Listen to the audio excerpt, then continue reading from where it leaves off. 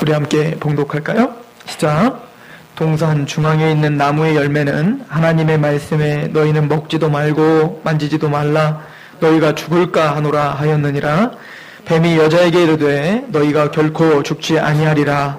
너희가 그것을 먹는 날에는 너희 눈이 밝아져 하나님과 같이 되어 선악을 알 줄 하나님이 아심이니라. 여자가 그 나무를 본즉 먹음직도 하고 모함직도 하고 지혜롭게 할 만큼 탐스럽기도 한 나무인지라. 여자가 그 열매를 따먹고 자기와 함께 있는 남편에게도 주매 그도 먹은지라. 이에 그들의 눈이 밝아져 자기들이 벗은 줄을 알고 무화과 나무 잎을 엮어 치마로 삼았더라. 그들이 그날 밤에 바람이 불매 동산에 거니시는 여호와 하나님의 소리를 듣고 아담과 그의 아내가 여호와 하나님의 낯을 피하여 동산 나무 사이에 숨은지라. 아멘.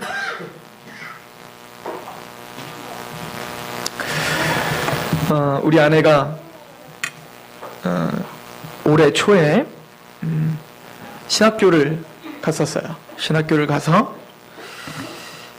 모세오경을 공부하는 과목이었는데 모세오경인지 구약개론인지 공부를 하는데 그 교수님이 창세기 3장까지만 한 거예요. 한 학기 내내. 그러더니 죄송하다고. 얼마나 할 게 많은데 창세기 3장, 창세기 뭐 들어간 것도 아니고 창세기 3장 이 에덴 동산 이야기만 주장창 한 학기 내내 하다가 끝낸 거예요. 근데 그 교수님이 이렇게 이야기했다는 것입니다. 내가 그냥 진도를 나가고 싶어도 나갈 수가 없다.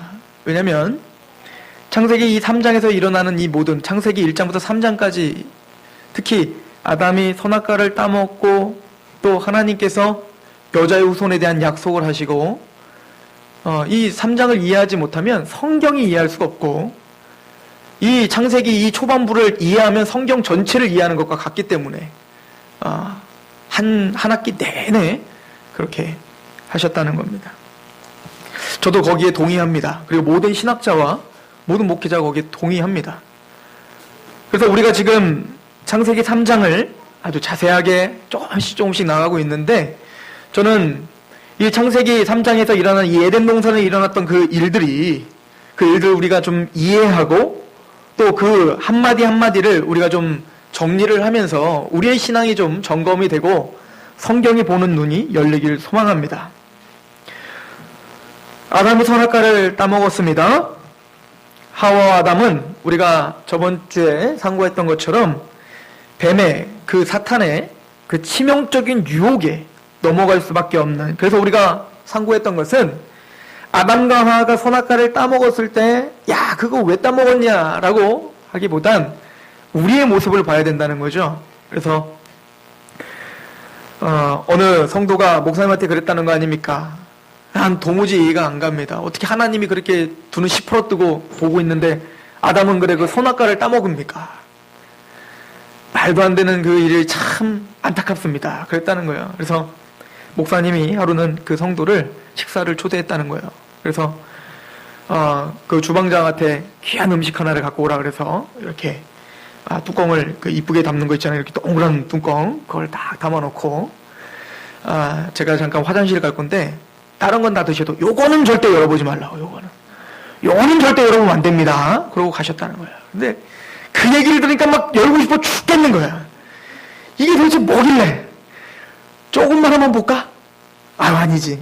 근데 계속 이게 막 보고 싶은 거예요. 그래서 한번 잠깐 봤는데 거기에 비둘기가 확 날아가고 왜 잡느냐고 막. 목사님이 와서 당신이 바로 아담입니다. 라고 했다는 거예요.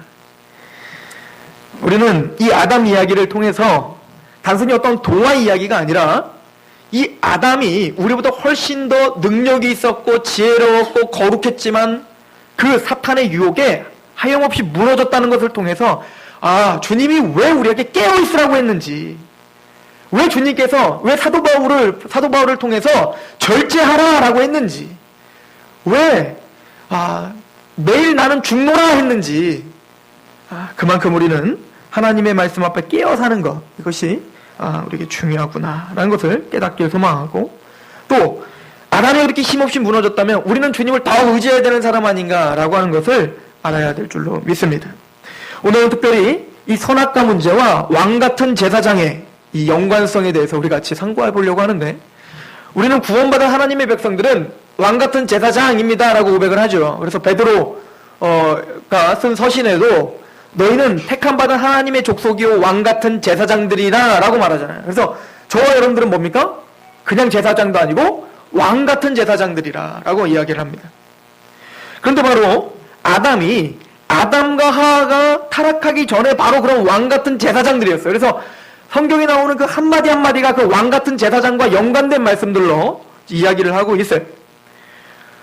오늘 말씀을 보시면 특별히 그 전에 봤던 창세기 2장 15절에 보시면 여호와 하나님이 그 사람을 이끌어 에덴 동산에 두어 그것을 경작하고 지키게 하셨다라고 말합니다. 아담과 하와를 하나님이 창조하신 그 에덴 동산에 두어서 두다라고 하는 이 단어, 이 두다, 노학이라고 하는 단어인데, 이 단어는 그냥 물건을 그냥 놓다라고 하는 단어와 이 단어는 좀 다른 단어예요. 우리가 물건을 놓다, 놓다, 그냥 도다 이런 단어는 이 단어가 아니에요. 근데 성경은 의도적으로 에덴 동산에 아담을 두다라고 하는 단어에 그냥 일반적인 놓다라고 하는 단어를 쓰지 않고 이 단어는 안식을 누리다라고 하는 단어거든요. 그래서 창세기 5장 29절에도 이름을 노아라 하여 이르되 여호와께서 땅을 저주하심으로 수고롭게 일하는 우리를 이 아들이 안위하리라 라고 할 때 안위하다 라고 하는 단어가 두다라고 하는 단어예요. 그러니까 뭔가 안식을 누리고 뭔가 쉼을 누리는 거, 이게 뭐냐면 두다라고 하는 단어인데,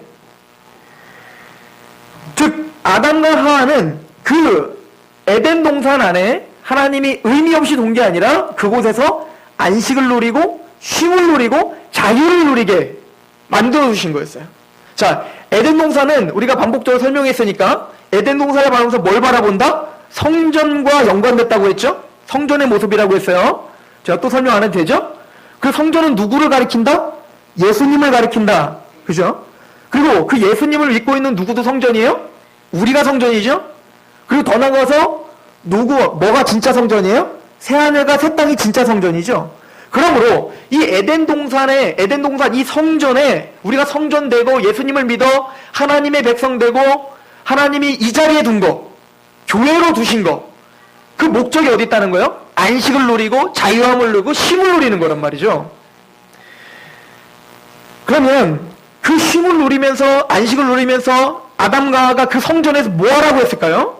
경작하고 지키게 하라라고 했어요.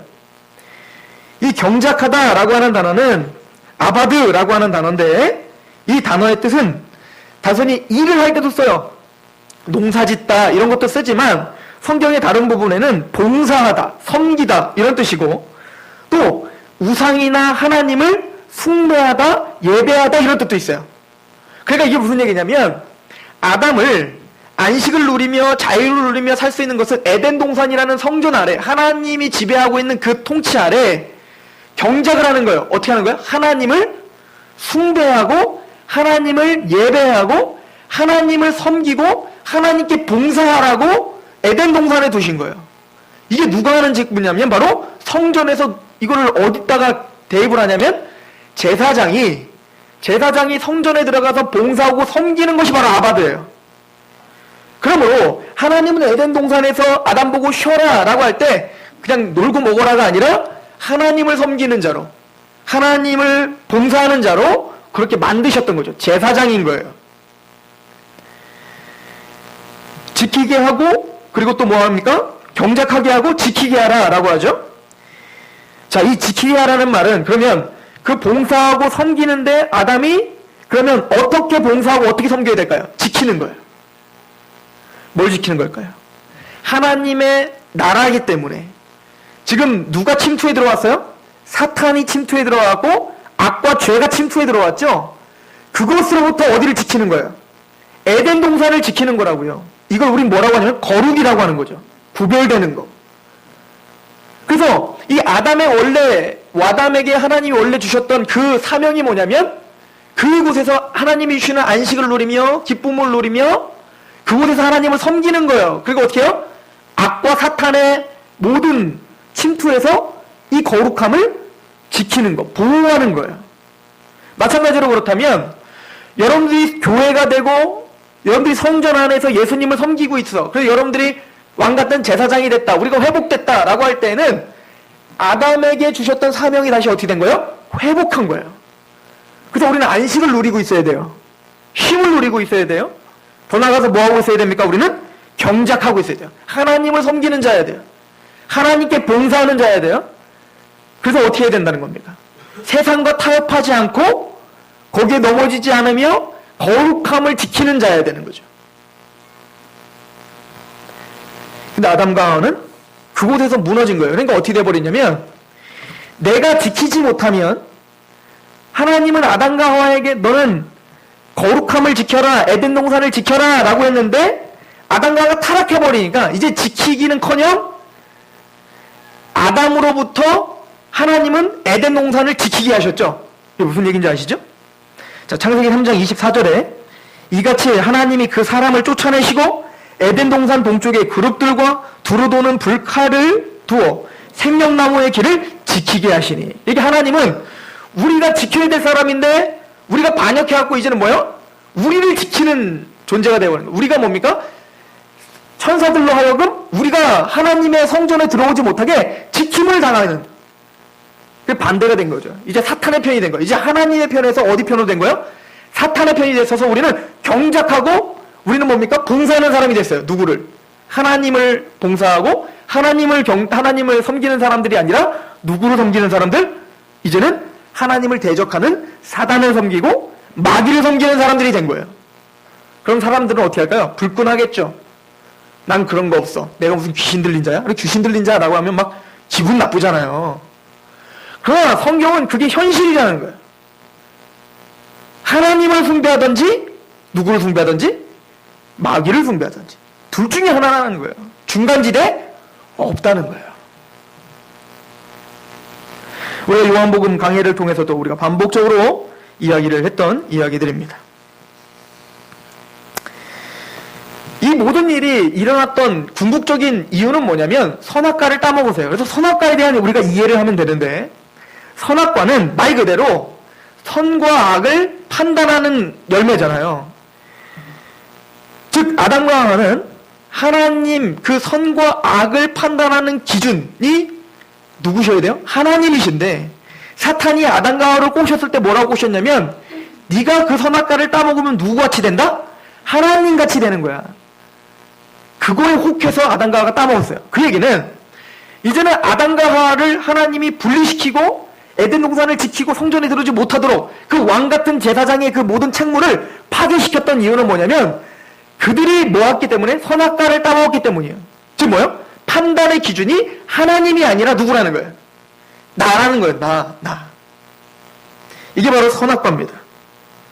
그래서 인간은 태어나면서부터 자기가 왕이고 이제는 사단을 섬기기도 않고 하나님을 섬기지도 않는다고 말해요. 그리고 누구를 섬기냐면 나를 섬겨요. 나를 위해서 경작해요. 나를 위해서 봉사해요. 이걸 우리는 뭐라고 하냐면 이기적이다라고 말해요. 그래서 이 이기적임이 그러니까 이기적인 사람들끼리 모여서 가정을 만드니까 그 가정들이 얼마나 이기적이겠어요. 그 이기적인 가정들이 모여서 나라를 만드니까 얼마나 이 나라가 이기적이겠어요. 그러니까 이 이기적인 나라끼리 서로 뭐 하는 거예요? 전쟁하는 거예요.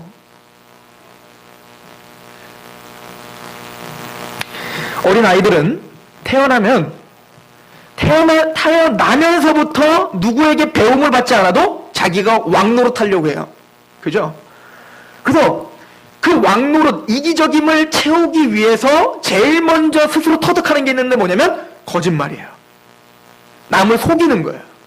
그래서 어린아이는 참 신기하죠. 배우지도 않았는데 본능적으로 부모를 속여요. 엄마를 속인다고요. 쉽게 예를 들어서 배고프지도 않은데 막 울어. 그래서 막 먹이면은 막 이렇게 막 혀로 막 이렇게. 이게 다 뭐죠? 나를 보는. 왜 나 안 보냐? 나 보냐는 나. 엄마가 자기를 내팽을 치고 엄마 일을 하고 있으면 왜 나 안 보냐는 거예요. 왜요? 내가 왕이니까. 이게 이기적임이죠. 우리 모두가 다 그런 이기적인 가운데 살아가고 있는 사람들이에요. 모든 판단의 기준이 나다라고 말하고 하며 살아가는 겁니다. 거기에 싸움이 생기는 거고 거기에 갈등과 분열이 생기는 것입니다. 그래서 이 성경 전체에서 하는 얘기는 이 얘기인 거예요. 자, 사사기를 한번 보세요. 사사기는 가장 타락했던 시대였죠. 이스라엘 백성들이. 그래서 그 가장 타락했던 그 시대에 막 사사들도 다 타락하잖아요. 그래서 사사기에 보면 사사들이 쭉 나오는데 사사들이 처음엔 좀 멀쩡했다가 점점 해서 사사들도 좀 이상해져.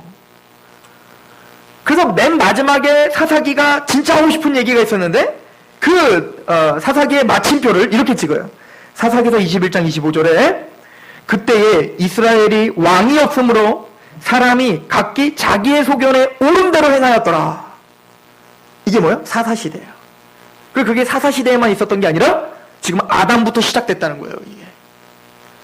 누구의 소견대로 행해요? 내 소견대로 행하더라. 내 맘대로 행하더라. 내 맘대로. 원래는 누구 소견대로 해야 돼요? 하나님의 소견과 하나님의 말씀의 소견대로 행해야 돼. 그게 아무리 내가 보기엔 그게 나한테 유익이 아닌 것 같이 보여도 그게 유익이겠거니 라고 믿고 무식하게 그 소견대로 해야 되는데 이제는 하나님보다 누구의 지혜와 누구의 지식이 올라가 있는 거예요? 나의 지혜와 나의 판단이 더 하나님보다 위에 있다라고 말하는 게 이게 뭐예요? 사사시대인 거예요. 근데 우리가 다 그런 사사시대를 살고 있어요. 근데 재밌죠? 이 사사시대는 구원받지 못한 백성들이 아니라 하나님의 백성들조차 그러고 산다는 거예요. 그래서 이 사사기를 통해서 누가 보이는 거예요? 구원받은 우리의 모습이 보이는 거예요. 아, 이거 옛사람이 끊임없이 나를 이렇게 주장하는구나. 그렇게 출애굽을 경험한, 구원을 경험한 나도 모르는 사이에 왕이 없으므로 내 소견대로 살았구나. 근데 사사기가 진짜 하고 싶은 얘기는 뭡니까? 니들 왕 진짜 있다니까? 원래 왕이 있어. 누굽니까? 하나님이에요. 그런데 이스라엘 백성들이 왜 자기 소견대로 살았죠? 하나님이 안 보이니까. 느껴지질 않으니까.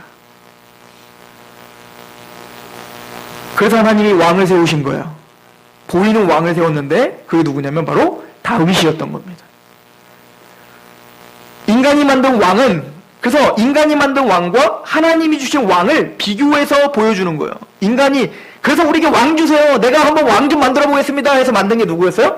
사울 왕이었죠. 그 사울 왕을 통해서 이스라엘이 얼마나 힘든 삶을 살았고 얼마나 하나님을 떠나서 살았으며 얼마나 기가 막힌 일들을 했습니까? 그런데 하나님의 마음에 맞는 자인 다윗 왕이 그 이스라엘 통치하니 어떻게 돼요? 얼마나 이스라엘이 강하게 되었고 하나님 앞에 얼마나 복을 받았으며 살았습니까? 그래서 그 다윗의 열매가 누굽니까? 솔로몬이죠. 그래서 솔로몬이 지혜의 왕인 거예요.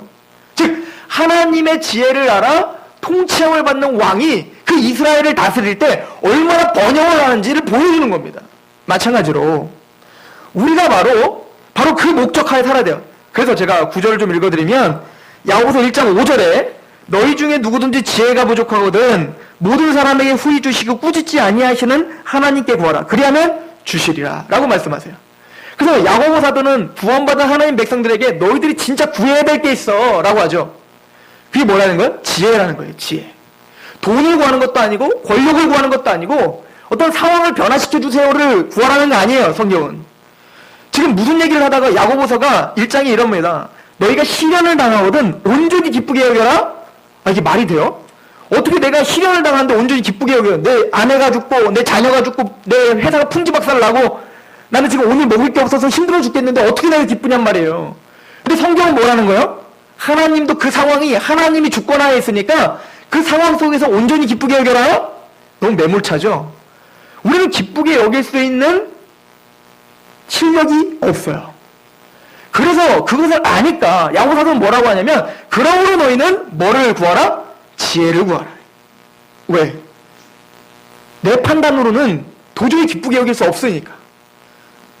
너희가 선악과를 따먹고 내 판단과 내 아집을 가지고 이 세상을 회속해버리면 너희는 평생 기쁘게 여길 수 없을 거야.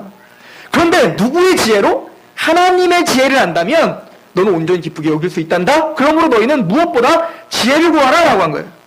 그래서 야고보서 1장 19절에 내 사랑하는 형제들아 너희가 할지니 사람마다 듣기는 속히 하고 말하기는 더디하며 성내기도 더디하라 했던 거예요. 누구의 말씀을 듣는 거? 하나님의 말씀을 듣는 데는 속히 하는 거. 이게 지혜예요. 온영으로 받는 거. 그래서 솔로몬이 솔로몬이 지혜의 왕이 된 것. 그래서 솔로몬이 구했던 게 뭡니까? 열왕기상 3장 9절. 잘 들어보세요. 누가 주의 이 많은 백성을 재판할 수 있사오리까? 듣는 마음을 종에게 주사 주의 백성을 재판하여 선악을 분별하게 하옵소서. 이거 나는 어린아이이기 때문에 선악을 분별할 수 있는 실력이 나에게 없습니다를 인정하는 거예요. 솔로몬이. 그러므로 선악을 분별할 수 있는 오직 유일한 분은 누구밖에 없습니다. 하나님밖에 없습니다. 나 의지하지 않게 해주십시오. 이 죄악된 나를 의지하지 말고 하나님의 말씀을 듣는 마음을 저에게 주세요. 이게 지혜인 거예요. 지혜는 똑똑한 걸 말하는 거 아니에요. 우리가 말하는 지혜는 똑똑해서 어디 뭐 서울대 들어가고 똑똑해서 하나님을 알면 막 성경 다 외우고 막 이게 지혜 아니에요. 하나님 솔로몬 같은 지혜를 주시고 저희 어머니 저에게 이렇게 가정예배 드릴 때마다 꼭 그 얘기했거든요. 솔로몬 같은 지혜를 주셔서 1등 하게 하시고 뭐 이런 거죠. 말은 안 하지만. 그러나 성경이 진짜 말하는 지혜는 그게 아니에요. 내 아집을 내려놓고 하나님에게 말씀을 듣는 마음을 주세요. 이게 지혜인 거예요. 그래서 10절 솔로몬 이것을 구하며 그 말씀이 주의 마음에 든지라. 이게 하나님이 원하시는 기도인 거예요. 아담은 그런데 이런 솔로몬 같은 겸손이 없었던 거예요. 즉 내가 판단하고 내 마음대로 내 방법대로 하겠습니다. 이게 선악과거든요. 이게 자기 소견대로 행하는 거예요. 그게 우리의 모습이잖아요. 그럴 때 하나님이 두다, 자유, 안식 이게 파괴됐다는 거죠. 근데 너무 재밌죠? 사실은 아담과 하와는 뭐를 원해서 선악과를 따먹은 거예요? 지혜롭게 되고 싶었던 거예요? 자유를 위해서요. 누구에게서 자유? 하나님에게서 자유. 여러분들도 하나님에게서 자유롭고 싶지 않으세요? 거짓말 말고 다 자유롭고 싶잖아요. 하나님 말씀대로 사는 거 힘들잖아요. 아우성 치시잖아요. 솔직히 저도 그런데 뭘 그냥 마음대로 살고 싶잖아요. 그죠? 여러분들 뭐가 진짜 자유인지 생각해 보세요. 내 마음대로 하는 게 진짜 자유입니까? 술 먹고 싶으면 술 먹고 막 담배 피고 싶으면 담배 피고 막 뭐 밤에 그냥 맨날 돌아다니고 막 아침 이게 진짜 자유냔 말입니다. 자, 배가 있어요. 그 배에 사람들을 가득 태우고 갑니다. 우리 한국에서 미국까지 비행기가 없을 때 배 타고 갔었잖아요. 여러분들이 한 몇 달 동안 그 배를 타고 간다고 생각해요. 제가 예전에 한번 쭈꾸미 잡는다고 배를 한번 탔다가 죽는 줄 알았거든요. 그 멀미가 나갖고. 근데 몇 달 동안 그 배를 타고 간다고 생각해 보세요. 얼마나 불편해요. 얼마나 불편해요. 거기는 선장이 있고 목적이 있어서 그쪽으로 같이 가고 있단 말이에요. 그런데 얼마나 불편합니까? 당장에도 거기서 막 요동치면 거기서 힘들고 당장 뭐 이 배에서 내리고 싶잖아요. 이게 자유 아니에요? 배에서 뛰어내리는 게 자유 아니냔 말입니다. 그래서 배에서 뛰어내리면 어떻게 되는 거예요? 진짜 자유예요? 죽는 거예요. 우리가 하나님 앞에 그러고 있는 거예요. 하나님은 목적지가 있어서 우리를 배에 태우고 가고 있는 거란 말입니다. 그런데 우리는 구원받지 않은 사람은 다 물 밑에 있는 거고 배 밑에 있는 거 노아의 방주 타지 않은 거고 우리는 노아의 방주 탄 거예요. 그러니까 노아의 방주가 얼마나 답답했냐고요. 노아가 답답하지 않았겠어요? 나가고 싶었겠죠. 그런데 그곳에 있는 것이 자유인 거예요. 이해 가십니까? 왜 우리가 말씀 앞에 그래도 부둥켜 안고 여기 있어야 됩니까? 이게 자유이기 때문에 그런 거예요. 근데 사람들의 자유를 생각할 때는 네 마음대로 하는 게 자유라고 생각하는 거예요. 자유 그거 아닌 거예요. 저주인 거예요. 저주. 내 마음대로 하는데 가만히 냅두면 저주라니까요. 제가 예전에 신혼여행을 갔더니 호주로 갔어요. 근데 봤더니 거기 있는 부모들이 자녀를 키우는 걸 보고 제가 나도 저렇게 한번 키웠으면 좋겠다. 굉장히 자유롭게 해요. 그러니까 우리 같은 경우는 부모들이 어디 야 거기 하지마 하지마 야 이리 와 막 하나하나 다 신경 쓰잖아요. 근데 안 그러더라고요. 내비두더라고요. 그냥 내비둬. 그냥 가만히 지켜봐요. 근데 이 아이들이 그게 훈련이 됐는지 어느 정도 가다가 다시 부모에게 돌아와요. 우리 아이들은 그게 하도 하지마 그러니까 한 번 가면은 계속 가. 잡으러 갈 때까지. 잡히는 거 하면서 익숙해서 그래. 그런데 그게 뭐냐면 그 부모가 보고 있는 그 테두리 안에서 노는 게 자유인 거예요. 얼마나 자유로운지, 얼마나 안전한지. 하나님은 우리에게 그런 자유를 주셨어요. 맞아요. 그런 자유를 주셨는데 그렇다고 해서 그 아이가 그곳에서 벗어나서 위험한 길로 갈 때도 그래 마음대로 해고 네 자유니까 이거는 자유가 아니라 저주죠. 그래서 하나님은 선한 목자라고 하는 비유를 주신 거예요. 이 선한 목자가 뭐죠? 막대기로 안위하시는 거잖아요. 이 안위라는 단어, 안식이잖아요.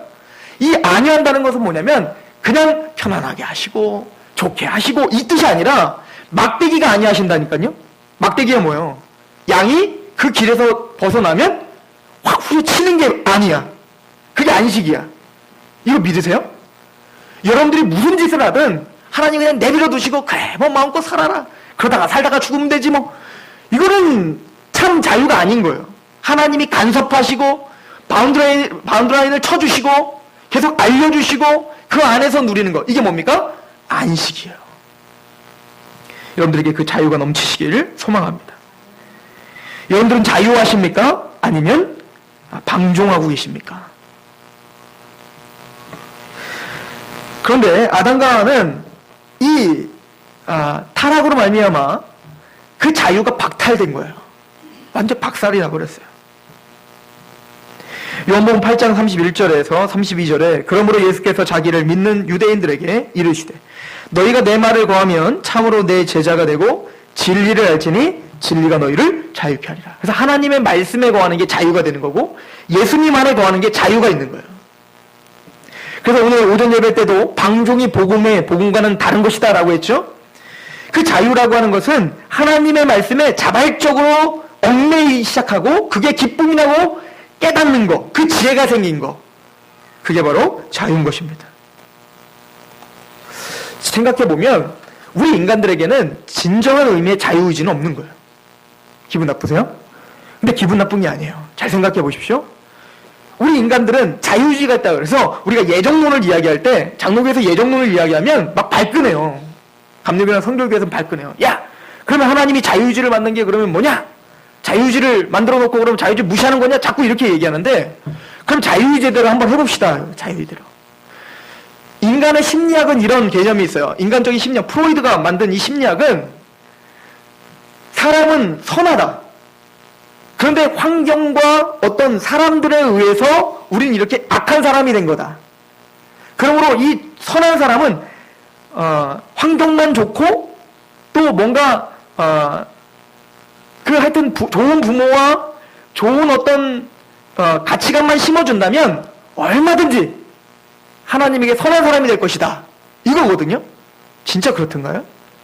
잘 생각해 보세요. 아담과 같이 이 모든 우주에서 아담과 같이 가장 좋은 환경, 가장 좋은 혜택을 누렸던 사람이 누가 있어요? 그런데 그 가장 좋았던 에덴에서 타락을 하잖아요. 그러니까 성경은 그거 정반대의 이야기를 하는 거예요. 그러니까 우리의 자유의지는 그 네 맘대로 한번 선택해봐. 예수님을 네가 믿으면 구원시키고 네가 선택하면 구원시키고 네가 선택 안 하면 구원 안 시킬게 라고 해봅시다. 착각하지 마세요. 여러분들 모두 한 사람도 빠지지 않고 여러분들 그냥 하나님이 여러분들에게 간섭하지 않고 그냥 내버려 두셨다면 여러분들 몇 명이나 예수님 믿었을까요? 아니 전 인류가 몇백억이 있을 텐데 그 몇백억 중에 몇 명 구원받을 수 있을까? 자기 자유의지로 선택해서 예수님 믿는다면 한 사람도 돈 못 받는 거예요. 우리는 아담이 타락한 이후부터는 사탄이 붙잡고 있기 때문에 진정한 의미의 자유의지는 없는 거예요. 이해가십니까? 그래서 예수님 안에서만 예수님의 그 붙들림 안에서만 우리는 자유를 누릴 수 있는 거예요. 안식을 누릴 수 있는 거예요. 그런데 이 아담과 하와의 이 태도를 보십시오. 스스로 지혜롭다고 하다 보니까 근데 뭐가 보여요? 선악과 따먹으니까 자기가 벌거벗음이 보이죠? 자, 하나님은 아담을 만드셨을 때 벌거벗은 대로 살으라고 만든 거 아니에요, 사실은. 하나님의 목적은 옷 입히려고 했어. 그거 아세요? 그러니까 아담을 벌거벗은 채로 그냥 그렇게 살게 하려고 한 게 아니라 원래는 어디로 이끌려고 했냐면 옷을 입혀주려고 했다고요. 어떤 옷을? 영광스러운 의의 옷을 입혀주려고 했다고.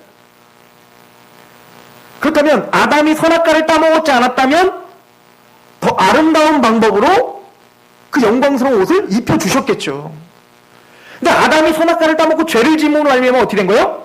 예수님 십자가에 죽으셨어야 된 거예요.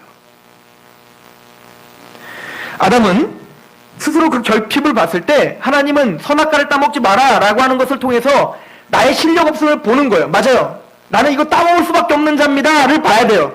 그래서 어떻게 해야 되죠? 이 벌거벗은 것도 내가 옷을 입는 게 아니라 이것도 하나님이 감춰주셔야 됩니다. 하나님이 이 결핍을 해결해 주셔야 됩니다로 하나님께 의지해야 됐었단 말이에요. 근데 아담은 어떻게 하는 거야? 선악과를 따먹고 내가 해결하겠다. 그래서 했던 게 오늘 본문에 봤더니 7절에 이에 그들의 눈이 밝아져 자기들이 벗은 줄을 알고 무화과 나무 잎을 엮어 치마로 삼아요. 스스로 그것을 감추려고 하기 시작하는 거야. 자기 방법으로. 그러니까 구원이라는 것도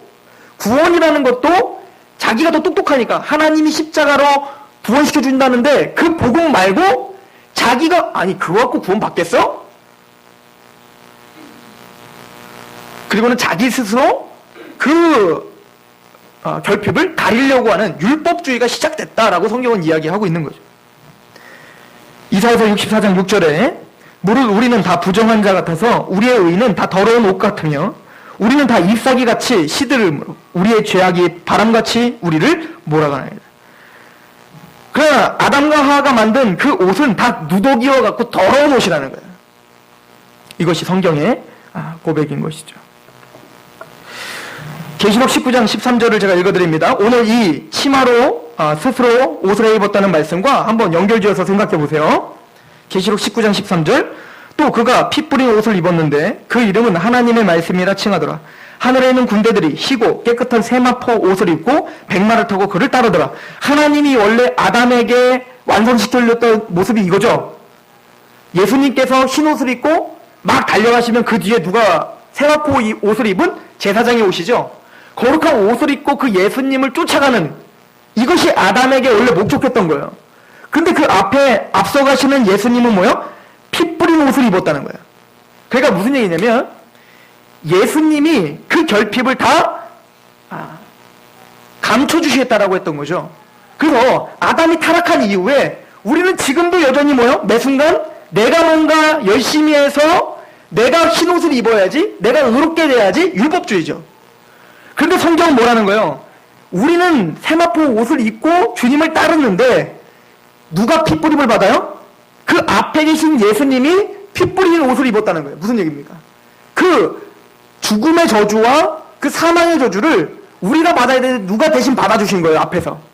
주님이 앞에서 핏뿌림을 혼자 받으시고 우리는 흰색 세마포 옷을 입혀주시는 거. 이것 말고는 너희가 의롭게 될 수 있는 방법이 없어를 깨닫게 되는 거예요. 계시록 7장 13절 장로 중 하나가 응답하여 나에게 이르되 이 흰옷 입은 자들이 누구며 또 어디서 왔느냐. 내가 말하기를 내 주여 당신이 아시나이다 하니 그가 나에게 이르되 이는 큰 환난에서 나오는 자들인데 어린 양의 피에 그 옷을 씻어 희게 하느니라. 우리 얘기죠.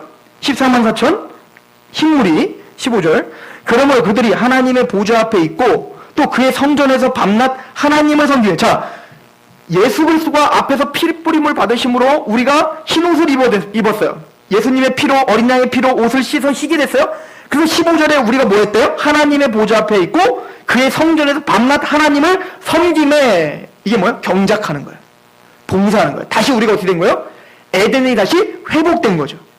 하나님의 성전에서 우리는 다시 경작하고 하나님을 섬기고 봉사하는 사람으로 에덴 동산의 죄 때문에 화영검을 둘러서 이제는 들어오지 못하게 했는데 예수님이 그 핏뿌림을 받으심으로 우리는 다시 뭐예요? 에덴 동산을 참여한 자가 됐다는 거죠. 16절 그들이 다시 줄이지도 아니하며 목마르지도 아니하고 해나 아무 뜨거운 기운에 상하지도 아니하니 참 안식이 우리에게 주어졌다. 17절 이는 보좌 가운데 계신 어린 양이 그들의 목자가 되사 그 막대기로 안위하시는 목자인 거예요. 생명수샘으로 인도하시고 하나님께서 그들의 눈에서 모든 눈물을 씻어주실 것이다. 바로 아담을 이 모습으로 완성시키고자 했던 하나님의 지혜가 거기에 있는 겁니다. 스가랴서 3장도 보세요. 3장 3절부터 5절 여호수아가 더러운 옷을 입고 천사 앞에 서 있는데 여호와께서 자기 앞에 선 자들에게 명령하사 그 더러운 옷을 벗기라 하시고 또 여호수아에게 이르시되 내가 내 죄악을 제거하여 버렸으니 내게 아름다운 옷을 입히리라 하시기로 내가 말하되 정결한 관을 그의 머리에 씌우소서 하매 곧 정결한 관을 그 머리에 씌우며 옷을 입히고 여호와의 천사는 곁에 섰더라. 맞아요. 우리는 아담이 타락한 이후로 스스로 끊임없이 누더기 옷을 입고 있는 자들입니다.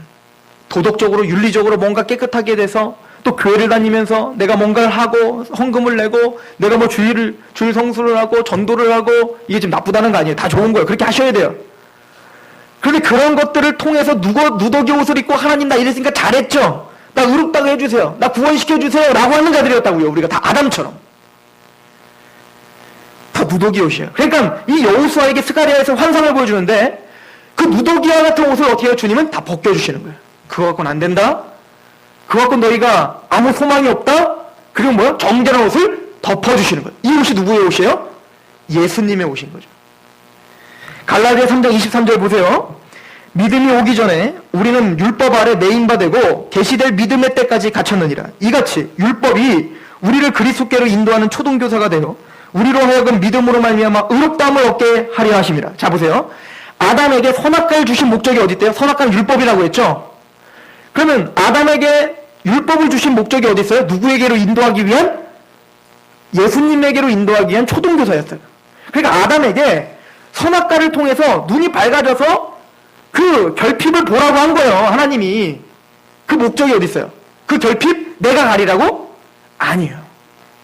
율법을 통해서 내가 결핍을 봤으면 누구에게로 가라고? 예수님에게로 가라고.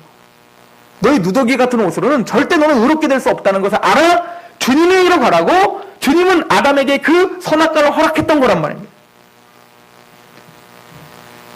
25절 갈라디아 3장 25절 믿음이 온 후로는 우리가 초등교사 아래에 있지 아니하나. 그러나 믿음이 있고 구원을 받은 우리는 이제는 율법 아래에 있는 것이 아니에요. 26절 너희가 다 믿음으로 말미암아 그리스도 예수 안에서 하나님의 아들이 되었으니 누구든지 그리스도와 합하기 위하여 세례를 받은 자는 그리스도로 옷 입었느니라. 누구의 옷을 입어요? 예수님의 옷을 입어요. 저는 이 세상에서 살아가는 목적이 여기 있다고 생각합니다. 율법을 통해서 끊임없이 내 모습을 보는 거예요.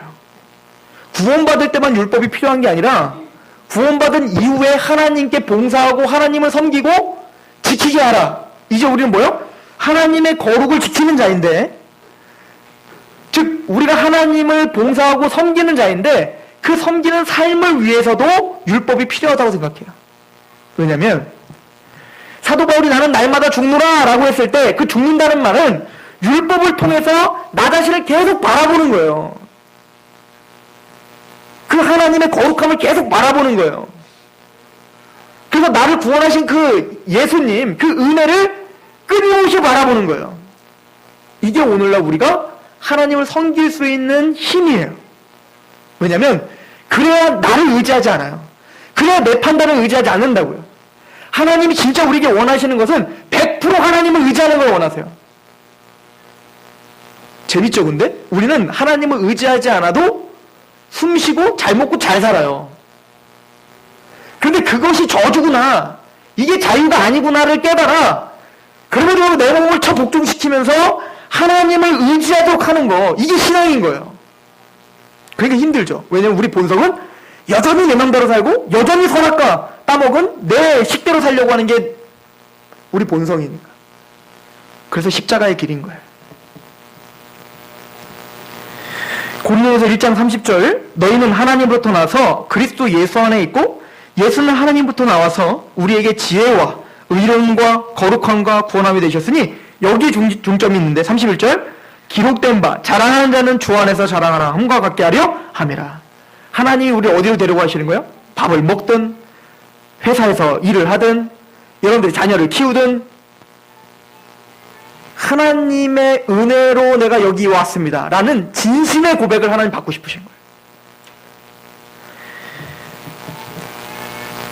저와 여러분들이 선악을 판단하는 것을 내려놓고 하나님의 선악의 판단하에 우리의 삶을 드리는 그런 귀한 제사장들이 되시길 소망합니다. 이것이 왕이 다스리는 방법이에요. 우리는 다스릴 때 나를 다스리는 거예요. 즉 하나님이 그 방법으로 예수 그리스도의 십자가의 방법으로 매일매일 그 십자가를 묵상함으로 우리를 죽이고 하나님의 판단 아래 오늘도 하나님 나에게 지혜를 주십시오. 나는 죄를 이길 수 없습니다. 나는 하나님의 뜻 가운데 하나님을 섬길 수 있는 자격이 없는 사람입니다. 그러면 하나님의 도움이 필요합니다라고 말씀으로 기도로 그리고 우리 성도들의 교제관으로 여러분들이 승리하시길 소망합니다. 끊임없이 낮아지고 겸손해지는 하나님의 말씀을 속히 듣고 말하기는 더디하는 그런 귀한 지혜가 저 여러분들에게 있길 소망합니다. 기도하겠습니다. 아버지 하나님, 아담이 선악과를 따먹고 스스로 지혜롭다 하며 자신의 판단과 의지에 위탁하여 하나님의 율법 앞에 결핍이 있는 자신의 모습을 바라보고 이젠 하나님을 의지하기보다 자기 스스로가 안위함과 자유함을 찾고자 노력하다가 절망과 파멸의 길을 걸었던 사실을 우리에게 보여주셔서 감사합니다. 이스라엘 백성들이 스스로 높아져 하나님의 뜻에서 벗어나 끊임없이 세속을 의지하고 다른 이집트와 아수르를 의지하다가 하나님 앞에 어떠한 심판을 받았는지를 보여주심으로 구원받은 저와 우리 귀한 하나님의 사람들이 매 순간 하나님께 의지하는 것이 얼마나 자유로운 것이며 하나님의 말씀에 순복하는 것이 얼마나 우리의 삶을 윤택하게 하고 또 영적으로 번영하게 하는지를 하나님 깨닫게 하셔서 감사합니다. 우리의 인간적인 판단으로는 무식해 보이고 지혜롭지 못해 보일지라도 하나님의 말씀 앞에 이 말씀이 진짜 진리구나, 이렇게 사는 것이 정말 행복이구나 라고 고백할 수 있는 그런 겸손과 낮아짐이 저 우리 귀한 하나님의 백성들 마음속에 가득할 수 있던 그런 은혜를 허락하여 주옵소서. 예수 그리스도의 이름으로 감사하며 기도하옵나이다. 아멘. 우리 하나님 앞에 찬양합시다.